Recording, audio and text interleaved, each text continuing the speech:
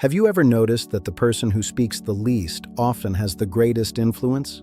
While others argue louder, truly confident people remain calm. It's not because they have nothing to say, but because they understand something most people never learn. Welcome to part 1 of our deep dive into the psychology of quiet confidence. Many people lose their temper during disagreements, feeling unheard despite shouting. They believe winning means being the loudest. But they are mistaken. Real influence doesn't come from controlling other people. It comes from controlling your own emotions. This is the foundation of the silent strength we will explore. Section 1. The loudest person isn't always the strongest. In this series, we'll learn why the quietest voice in the room is often the most powerful. In a culture that equates volume with authority, quiet confidence is often misunderstood. We often confuse noise with power, but psychology tells us that shouting is frequently a defensive mechanism, a mask for insecurity, or a lack of a logical foundation. True strength is grounded. It doesn't need external validation or the submission of others to feel secure. It simply exists in its own certainty. Think of the leaders you most respect. They don't dominate the conversation, they direct it. They use words as surgical tools, not blunt instruments. But why do we lose this calm so easily? In part 3, we explore the science of why arguments escalate and how our brains react under stress. Conflict triggers the brain's oldest defense mechanism, the fight or flight response. Within seconds, a simple disagreement can become a battle. This is known as the amygdala hijack. When we feel attacked, this primitive part of the brain takes control, bypassing our logic and empathy. Your heart rate spikes and your breathing shallows. Your biology is preparing you for a physical confrontation that isn't actually coming. Arguments escalate because we mirror the other person's energy. If they shout, we shout. It becomes a recursive loop of rising tension and zero progress. Every explosion has a price. In part 4, we'll examine the high cost of emotional reactivity and why winning the moment often means losing the relationship. Every time we lose our temper, we pay a price. We believe we're asserting ourselves, but we're actually dismantling our own influence. Anger creates tunnel vision. We lose the ability to see nuance, find creative solutions, or even hear the valid points the other person might be making. Trust is built in years but can be dismantled in seconds. When we react with anger, we build walls instead of bridges, leaving the core problem unsolved. You may win the battle of words, but you lose the war of relationships. Your credibility as a balanced, thoughtful person is the true casualty of reactivity. So, how do we stop the explosion? In part 5, we'll reveal the most powerful tool for emotional control, the strategic pause. The pause is the most powerful tool in any difficult conversation. It is the gap between a stimulus and your response. In that gap lies your power. By pausing for just 3 seconds, you allow your brain's prefrontal cortex to re-engage. You are no longer a victim of your emotions, but the master of your response. This neural shift moves you from instinct to strategy. It gives you the time to ask, how do I want to be remembered after this moment? A calm person doesn't rush to fill the silence. They use it. When you speak with intention rather than reaction, your words carry the weight of a mountain. But a pause is only half the battle. In part 6, we'll explore why listening is actually a profound form of influence and how it disarms aggression. Most people don't listen to understand, they listen only to reply. The calm person flips this script entirely. They know that listening is actually a form of power. Active listening disarms aggression. When you truly hear someone, you validate their experience, which naturally lowers their emotional guard and their volume. This is tactical empathy. By understanding their perspective, you gain the data needed to guide the conversation toward a peaceful and logical resolution. Influence is built on trust, and trust is built by making others feel heard.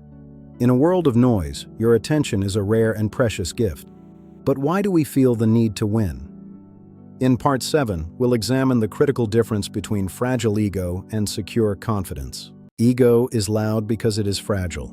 Confidence is quiet because it is secure. Understanding the difference is the key to maintaining your calm. Ego feels a constant need to dominate and be seen as superior, It views every disagreement as a personal attack on its identity.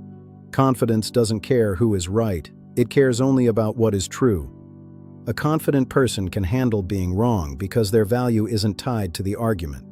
True strength doesn't need to shout, it simply exists. When you are secure in who you are, the opinions and volume of others lose their power over you. Your calm is a superpower. In Part 8, we'll explore the science of emotional contagion and how your calm can actually change other people's behavior. Emotions are contagious. This is a scientific fact of social interaction. Your emotional state creates a field that others unconsciously mirror. When you refuse to match someone's anger, you create a vacuum. Eventually, the other person is forced to match your frequency just to be heard. This is a proactive form of social leadership.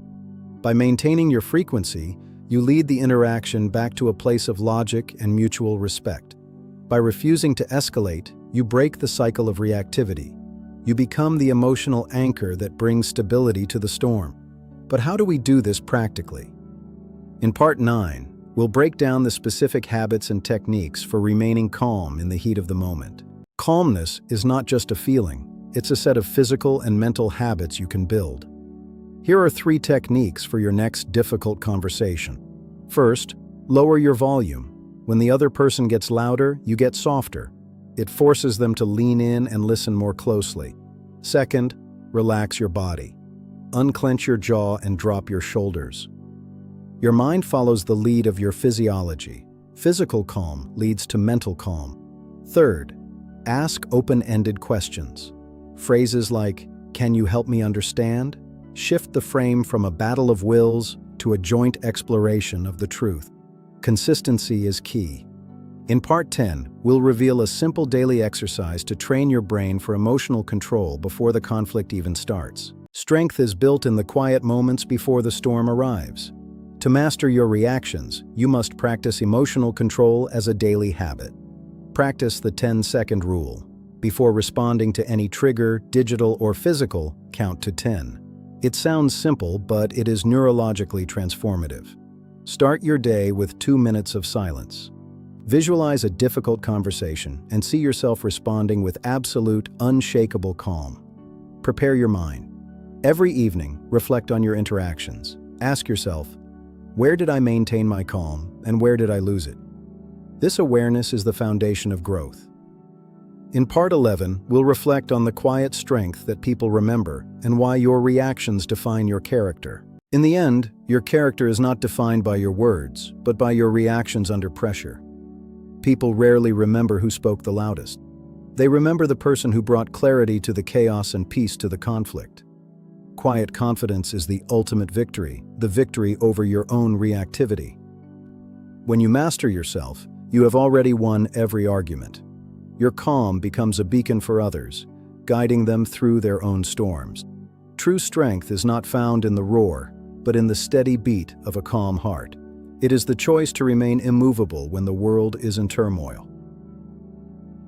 We conclude our journey in Part 12 with a practical weekly challenge and our final thoughts on choosing the quiet path. We leave you with one final challenge. For the next week, before you respond in any disagreement, take one slow, deliberate breath. Silently ask yourself, am I trying to understand or simply trying to win? This single question is the compass for quiet confidence. In every moment, you have a choice. Will you add to the noise or will you bring the peace? Choose the quiet path, choose strength. Because in the end, the person who controls themselves controls the room. Thank you for watching Golden Wisdom. Stay calm, stay wise. Subscribe to join our community of lifelong learners. We'll see you in the next documentary. Good night.